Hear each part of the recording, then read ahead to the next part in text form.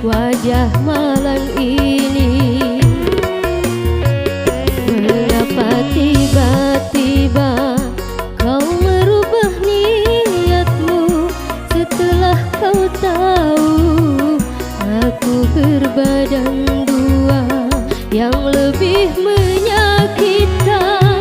Kau tak pernah merasa menanam benih cinta yang berbuah noda.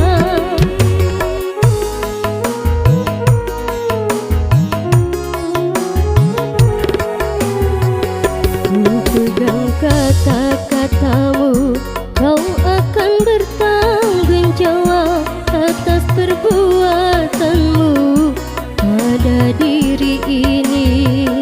Ketika kau meminta ketulusan cinta, akhirnya ku terlena, ku serahkan segalanya. Ibu malangnya nasibku.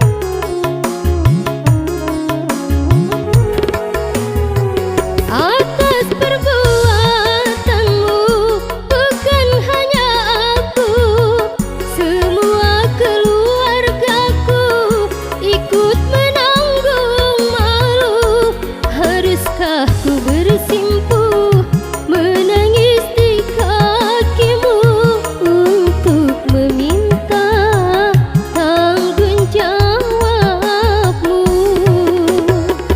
Dia benih cinta yang tidur di ranjangmu.